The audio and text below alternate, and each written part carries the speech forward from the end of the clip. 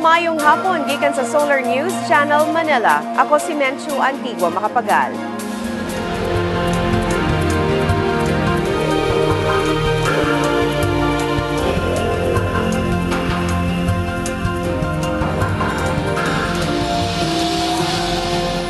Aniya mga balita alang sa Kabisayan ug Mindanao. Gitala sa Davao City ang zero casualty sa firecracker atol sa bispiras sa Pasko. Samtang andam na ang lokal nga kagamhanan alang sa Torotot Festival nga ipahigayon sa bispiras sa bag-ong tuig. Si Ben Tesorna sa detalye. Ben? Menchu, tungod sa hugot nga pagpatuman sa firecracker ban dinhi sa Davao City, walay natala nga samdan atol sa bispiras sa Pasko. Samtang andam na ang siyudadalan sa Torotot Festival nga ipahigayon sa pagsugat sa bagong tuig karong December 31. Gitumbok sa mga organizers nga makuha ang Guinness World Record sa labing daghan nga mosalmot sa horn blowing kon pagturotot alang sa pagsugat sa bagong tuig. Buot sa mga organizers nga makatapog og 10,000 ka tawo nga dungang mopatingog og turotot. Himo ng event sa Rojas Avenue dihi sa Davao City, gikan alauna sa hapon sa December 31 hangtod sa alauna sa kaadlawon sa January 1 sunod tuig. Pagkakaroon, gihuptan sa Japan ang labing daghan nga horn blowers nga miabot sa 6,900. Ang Torotot Festival ang labing una sa tibok nasod.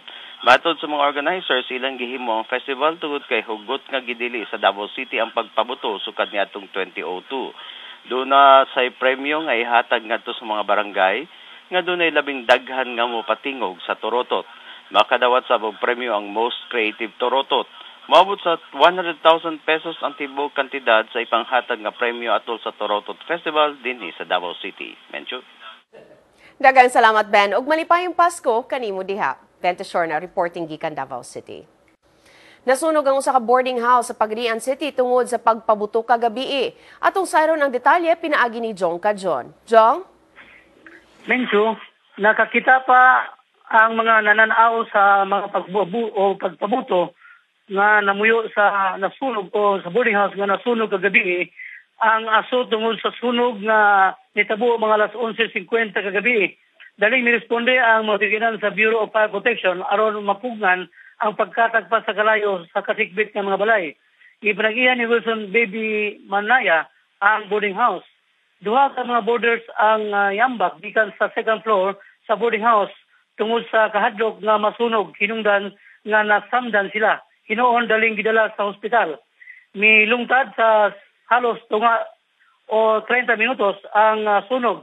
Ibanabana sa giya sa boarding house nga anaa sa halos 70,000 ka pesos ang danyos sa tungod sa maong sunog. Mincho? Okay, daghang salamat Jong ug Merry Christmas kanimo. Kung bot ninyo matanaw pag-usabang episode karon sa Solar News Cebuano, i-like ang among Facebook page, Solar News Cebuano. Bisitahi sabang among website, www.solarnews.ph. Ana sa inyong mga sugit o komentaryo, mahimo sab ninyo kining i-email sa solarnewscebuano@solartv.ph. Ug mao kadto ang Solar News Cebuano hangtod ug mapuhon. Ako si Menchu Antigua Makapagal. Daghang salamat ug Kabisayan ug Mindanao, malipayong Pasko kaninyong tanan.